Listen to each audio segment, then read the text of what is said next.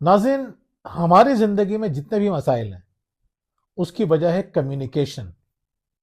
कहते हैं कि every problem is communication problem. अगर हमें सही तरह बात करनी आ जाए, मौसर अंदाज से बात करनी आ जाए, तो हम अपने तकरीबन तमाम मसाइल हल कर सकते हैं। हम्म। आज हम बात करेंगे कि ये इफेक्टिव कम्युनिकेशन क्या होती है, हम किस तरह से अपनी गुफ्तगू के जरिए अपने मसाइल हल कर सकते हैं, एक सुकून की जिंदगी गुजार सकते हैं। मैं हूं मोहम्मद जुबैर और मेरे साथ मौजूद हैं वजीहा जुबैर। इफेक्टिव कम्युनिकेशन के लिए सबसे इम्पोर्टेंट है आपके लिए ये जानना कि इफेक्टिव कम्युनिकेशन होती क्या है। जी हाँ।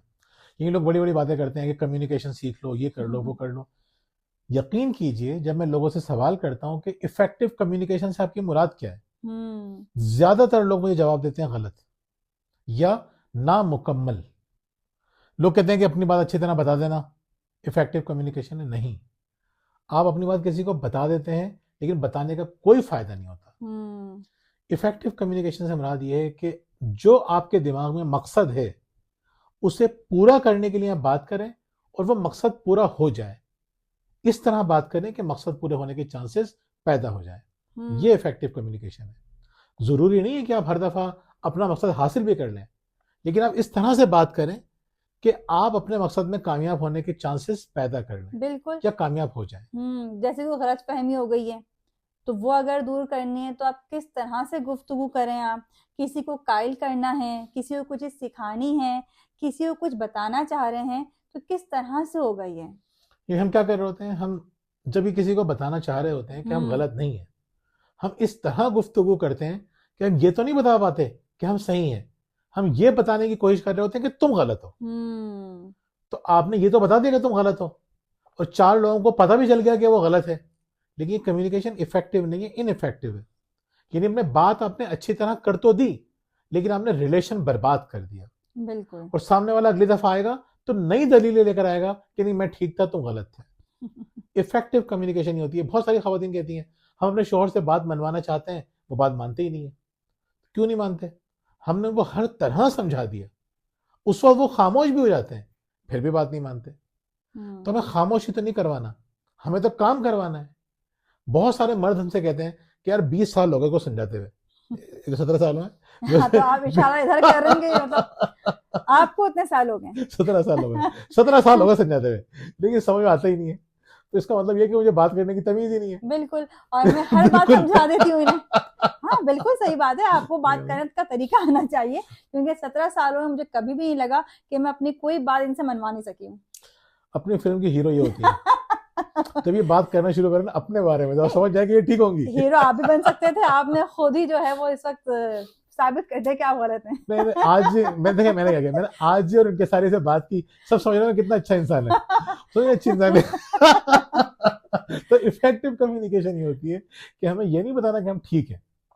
इफेक्टिव कम्युनिकेशन ये होती है कि आपके जहन में एक ऑब्जेक्टिव हो। मिसाल के तौर पर आप बच्चों से बात कर रहे हैं और आप चाहते हैं कि बच्चे पढ़ना शुरू कर दें, लेकिन आप बात इस तरह से कर रहे हैं कि वो पढ़ाई से और दूर भाग रहे हैं। तो आपने बात तो समझा दी उनको, पढ़ाई की अहमियत भी हर हर तरह से समझा दी, आपने लोगों की वीडियोस भी दिखा दी, हजारों मिसालें भी दे दी, लेकिन बच्चा वहीं का वहीं खड़ा हुआ है। या मिसाल के तौर पर आप चाहते हैं बच्चा कोई बुरी आदत छोड़ दे, मोबाइल छोड़ दे, बहन भाइयों को तंग करना छोड़ दे, लड़ना छोड़ दे, लेकिन नहीं छोड़ता। क्यों? क्योंकि आपने उसको समझाया तो था अच्छी तरह से। हम अच्छी तरह समझाने की बात नहीं कर रहे, हम कम्युनिकेशन की बात नहीं कर रहे, हम बात कर रहे हैं इफेक्टिव कम्युनिकेशन की। कम्युनिकेशन में होता है कि मैंने अपना मैसेज अच्छी तरह से ट्रांसफर कर दिया, लेकिन इफेक्टिव कम्युनिकेशन का मतलब ये नहीं है कि मैंने मैसेज ट्रांसफर किया। इसका मतलब ये कि मैंने इस तरह बात की कि मैंने अपनी बात मनवा ली। बिल्कुल। याद रखिएगा, जब भी कम्युनिकेशन स्टार्ट करें आपको पता होना चाहिए कि आपका ऑब्जेक्टिव क्या है कम्युनिकेशन का, आप क्यों बात कर रहे हैं। अगर ऑब्जेक्टिव क्लियर नहीं होगा तो आपकी कम्युनिकेशन इनइफेक्टिव हो जाएगी। इफेक्टिव कम्युनिकेशन आपकी कब होगी? जब आपके अंदर एम्पैथी भी होगी, यानी आप सामने वाले के दुख दर्द को महसूस कर सकेंगे, उसकी जगह पर रख कर खुद को सोचेंगे। कम्युनिकेशन का जो सबसे जबरदस्त तरीका है, ऑब्जेक्टिव को समझने के बाद, वो तो डेफिनेशन थी ना, बिल्कुल। डेफिनेशन समझने के बाद जो सबसे जरूरी चीज है वो है एम्पैथी। यानी मुझे जिससे मैं बात कर रहा हूं उसका दर्द तो महसूस करूं, उसकी प्रॉब्लम तो महसूस करूं। जब मैं अपने आप को उसकी जगह पे रख के देखूंगा, यकीन कीजिए जब मैं हमदर्दी के साथ और मोहब्बत के साथ उसके मसले को देखूंगा या उसके एक्शंस पे नजर रखूंगा या उसको समझने की कोशिश करूंगा, तो आप अब जब बातचीत करेंगे एक अलग बात होगी। यानी ये बंदी अगर लड़ रही है, मेरी वाइफ है मुझसे बहस कर रही है या बच्चों को डांट रही है, मैं समझाना शुरू कर दूं कि देखो बच्चों पे कितना बुरा असर पड़ रहा है, और गुस्सा आ जाएगा। सबसे पहले मुझे समझना चाहिए ऐसा क्यों कर रही है। तो मैं जब इनकी जगह पे रख के देखूंगा, मैं कहा हाँ यार बड़ा बर्डन है, बहुत सारी चीजें, यहाँ की भी टेंशन वहां की भी टेंशन, बड़ा प्रेशर है। तो मैं पहले आराम से बात करूंगा, मैं कहा हाँ यार मुझे अंदाजा है कि तुम इस वक्त बहुत प्रेशर के अंदर हो, तो ऐसा करते हैं, इसको इस तरह से भी कर सकते हैं, ये तुम बताओ क्या करें, हम दोनों बैठ के डिस्कस करेंगे।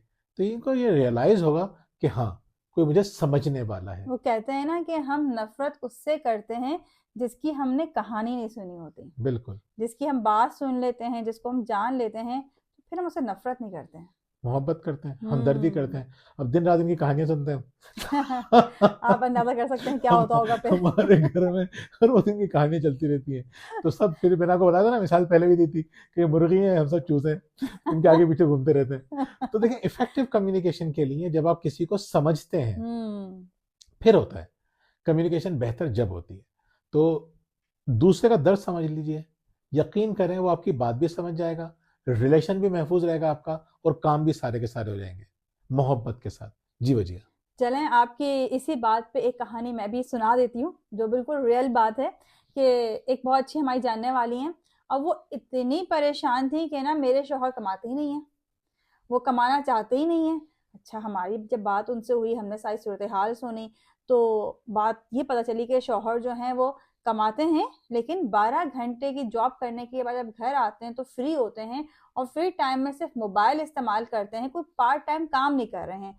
अब इस वजह से घर का माहौल ये बन चुका है कि बीवी जो है फुल टाइम नाराज रहती है उनसे कि आप जो है स्ट्रगल नहीं कर रहे हैं, आप कोशिश नहीं कर रहे हैं मजीद इनकम के लिए। बच्चियां ये समझती हैं कि हमारी माँ हमारी खैर ख्वाह है, माँ चाहती है कि हमारे हालात अच्छे हों, लेकिन हमारे बाप का कोई कंट्रीब्यूशन नहीं है। तो जब ये केस हमारे पास आया तो जुबैर ने इतनी अच्छी तरह उन्हें एक्सप्लेन की कुछ चीजें कि वो समझ गई कि उनसे गलती कहाँ हो रही है। तो आपने क्या बताया था उन्हें? मैंने सिर्फ उनसे ये कहा कि कभी आपको अंदाजा है कि मर्द जब 8 घंटे की जॉब करके घर पहुंचता है तो उसकी क्या हालत होती है। मेरा एक दोस्त है वो बताता है, और दर्जनों दोस्त बताएंगे आपको, जब हम ट्रैफिक से निकल के घर पहुंचते हैं तो 1 घंटे तो हमें दिमाग को सुकून में आने में लगता है। ये मैं 8 घंटे जॉब करने वाले के बारे में बता रहा हूँ। ये बंदा 12 घंटे की जॉब करता है, यानी 12 घंटे की जॉब कर रहा है, 1 घंटे पहले उठता होगा, सुबह अगर 6 बजे जा रहा है तो 5 बजे उठता होगा, और शाम में 6 बजे घर पहुंच रहा है। 12-13 घंटे उसने यही लगा दिए। 8 घंटे सोने के निकाल दें, कितने हो गए? 13 और 8 कितने हो गए? 21 घंटे। 3 घंटे बचे। 3 घंटे में उसको सारे के सारे काम करना है। जुल्म नहीं है उसके ऊपर, और कोई उसको समझने वाला नहीं है। जब उस बंदी ने समझने की कोशिश की ना अपने हस्बैंड को, तो उसने रियलाइज किया कि ये तो बहुत ज्यादा कर रहा है, अपनी बिसात से बढ़कर कर रहा है। और उसके बाद वो जो है घर के कामों में भी सपोर्ट कर देता है, अच्छा इंसान है। जब आप ये रियलाइज कराते हैं ना सामने वाले को कि तुम अच्छे इंसान हो यार, तुम बहुत कुछ कर रहे हो, तो सामने वाला ज्यादा करने की कोशिश करता है, मोहब्बत से करने की कोशिश करता है। इसलिए हमने इतना टाइम लगाया इस पॉइंट के ऊपर। इंतहाई इंपॉर्टेंट पॉइंट है। आज जो दुनिया बात कर रही है EQ की, इमोशनल क्वेश्चन की, पहले IQ की बात करते थे, EQ की बात हो रही है, इमोशनल इंटेलिजेंस की बात हो रही है, EI की बात हो रही है। क्या मतलब है इसका?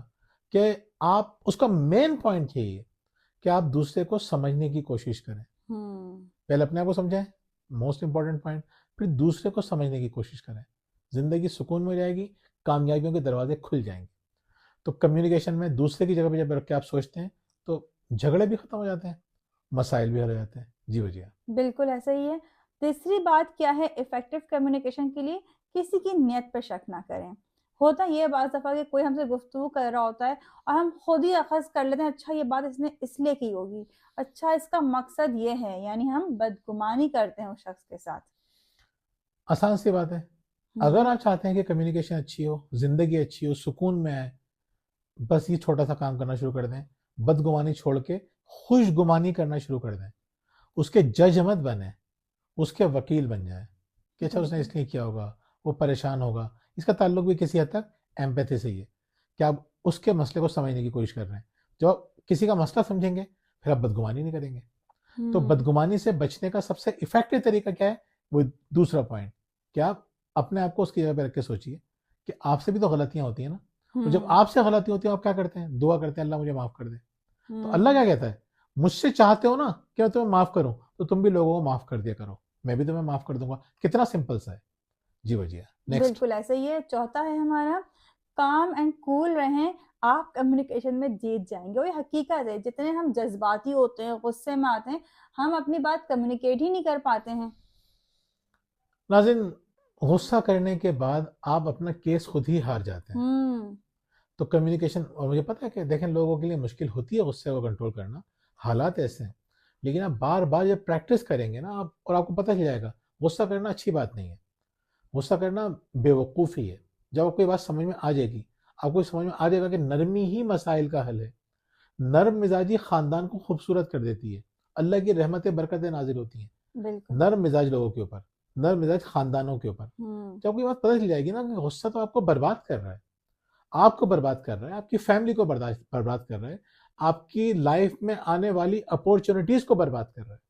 आप बोलेंगे मैं सरासर खसारे में हूँ गुस्सा करके, फिर आप बोलेंगे नहीं यार मैं गुस्से को कंट्रोल करूंगा और छोटी छोटी चीज़ों से ही स्टार्ट लूंगा। खातून है तो बच्चों से और शोहर से स्टार्ट लें, शोहर है तो वो भी बीवी से और बच्चों से स्टार्ट लें, फिर बिल्कुल। बाहर की चीज़ों में ट्रैफिक से, अपने सीनियर से, रिश्तेदारों से, आहिस्ता आहिस्ता करके अपने आप को मजबूत बनाएं। गुस्सा कंट्रोल करने से आप कमज़ोर नहीं हो जाएंगे, मजबूत हो जाएंगे। लोग गुस्सा शायद करते भी इसलिए हैं कि उनको लगता है कि हम गुस्सा नहीं करेंगे तो हम कमज़ोर पड़ जाएंगे। हम्म नहीं, गुस्सा करने से आप कमज़ोर पड़ते हैं, गुस्सा बर्दाश्त करके आप मजबूत हो जाते हैं। जी भैया। बिल्कुल ऐसा ही है। इफेक्टिव कम्युनिकेशन के लिए आखिरी बात, वक्त और मौका देखकर बात करें। हम्म। जैसे अभी पिछले दिनों हम इस्लामाबाद गए थे, तो वहाँ पिंडी गए थे, बल्कि हम राजा बाजार हमें जाना था। हमारे कैमरे के अंदर कुछ प्रॉब्लम आ गई, दोनों कैमरेज के अंदर प्रॉब्लम आ गई थी। तो हम वहां पर गए। अब जुबैर जो थे वो कैमरे वाले से बात कर रहे थे, वो कहते नहीं सर ये तो ऐसे ही है, ऐसे बस हम सेटिंग सेट कर देंगे। थोड़ा जुबैर जो थे वो परेशान हो गए तो उसकी बात सुन के। तो इतने में सामने वाली शॉप पे हरमीन को जो है हेडफोन पसंद आ गए। मुझसे कली वहाँ बहुत अच्छे लग रहे हैं, पिंक कलर के हैं, दिला दें। मैंने कहा अच्छा। मैंने कहा बाबा से कहते हैं कि नहीं नहीं अभी नहीं कहिएगा बाबा से, अभी वो परेशान है, वो मना कर देंगे मुझे। जब वो अपनी बात कर लेंगे तो फिर मैं बात करूंगी उनसे। मैंने कहा अच्छा। जब उसने देखा कि हाँ सारी बात हो गई है, जुबैर रिलैक्स हो गए हैं, कैमरा ले लिया गया उससे, जुबैर ने कहा चलो चलते हैं, तो फिर कहने लगी बाबा मुझे ना हेडफोन चाहिए। जुबैर ने कौन सा चाहिए, जुबैर ने फौरन दिला दिया। लेकिन अगर हरमीन उस दौरान, जिस दौरान ये परेशान थे और दुकानदार से बातचीत कर रहे, तो आगे कहती बाबा मुझे ये दिला दें, तो बहुत ज्यादा चांसेस थे कि मना कर दें गुस्से में कि नहीं भाई अभी मैं ये दिला रहा। क्योंकि जाहिर सी बात है, बंदा परेशान होता है तो उसे समझ में नहीं आ रही होती बहुत सारी चीजें, तो वो मना भी कर सकते थे उस वक्त। देखिए असल में ये तो जो इन लोगों को लग रहा था मैं परेशान हूँ, बाज़ औक़ात हमारे बच्चे इतने, ये अच्छी ईमानदारी की बात है, ये हमारे बच्चों की बहुत पॉजिटिव बात है कि वो जब किसी को देखते हैं ना कि वो सिचुएशन थोड़ी सी चल रही है ऐसी कि अभी डिबेट चल रही है, या मिसाल के तौर पर थोड़ी सी हीटेड डिस्कशन चल रही है, या कोई शख्स आराम से खामोश, कभी मैं कोई मोबाइल में काम कर रहा हूँ या कोई पढ़ रहा हूँ, तो उस वक्त भी आके बच्चे ही करते हैं, हाँ। बाबा परेशान तो नहीं है? मैं परेशान नहीं हूँ, मैं इतना मतलब तो मेरे मैं, हवर हंसते बोलते खेलते रहते हैं ना हाँ, माशाल्लाह से, तो ये एक ये बात वाली है। चीज हम लोग से मैं फिर जरा तो खामोश भी होऊंगा ना, जब मैं कोई संजीदा बातचीत शुरू करूंगा तो हाँ। ये परेशान है कि बंदा संजीदा क्यों हो रहा है, भाई मैं हो जाता हूँ। खैर, तो असल में होता यही है कि जब आप ये देखते हैं कि सामने वाला भी सुनने की पोजीशन में है या नहीं है, हम्म ये वक्त बात करने का है या नहीं है, जब आप टाइम देख के बात करते हैं ना, बहुत से लोग कहते हैं ये तो हमेशा ही गुस्से में रहते हैं, कि हमारी बीवी तो हर वक्त ही परेशान रहती है, हमेशा ही गुस्से में रहती है। हमेशा कोई नहीं रहता, सब पे अच्छा टाइम आता है। सब, या फिर आपको ऐसा ऐसी सिचुएशन बनाइए कि वो खुश हो जाए, हंसना शुरू कर दे, उसके थोड़ी देर के बाद आप बात कर लीजिए अपने काम की, तरीका से निकालिए। खराब माहौल के अंदर, अपसेट माहौल के अंदर, एंग्री हीटेड माहौल के अंदर कभी भी आपको कम्युनिकेशन इस तरह की नहीं करनी चाहिए जिसमें आप अपने मसाइल का हल चाहते हो। जी भैया। बिल्कुल। और अब आप हमें कमेंट्स से बताएंगे कि आपको हमारी इस वीडियो में कौन सा पॉइंट सबसे बेहतरीन लगा। और मेरे ख्याल में तो आपको इन तमाम पॉइंट्स पे अमल करने की ज़रूरत है अगर आप चाहते हैं कि आपकी इफेक्टिव कम्युनिकेशन हो। इसके अलावा अगर आप हमारी किताबें और प्लानर्स हासिल करना चाहते हैं तो हमारे दिए गए नंबर पर रब्ता कर सकते हैं। हमारी नई किताब माई मदर्स डायरी आ चुकी है। अगर आप चाहते हैं कि आपका ताल्लुक अपनी माँ से मजबूत हो तो आप ये डायरी लाजमी लें। अगर आप माँ हैं और आप चाहती हैं कि आपके बच्चे आपसे करीब हों तो तब भी आप ये डायरी हमसे हासिल कर सकते हैं हमारे दिए गए नंबर पर रब्ता करके। इसके अलावा अगर आपकी नई परेशानियां हैं, घरेलू मसाइल हैं, शरीक हयात की वजह से परेशान हैं और हमसे ऑनलाइन कोचिंग करवाना चाहते हैं तब भी हमारे दिए गए नंबर पर रब्ता कर सकते हैं। बहुत बहुत शुक्रिया। अल्लाह अल्लाह हाफिज। हाफिज।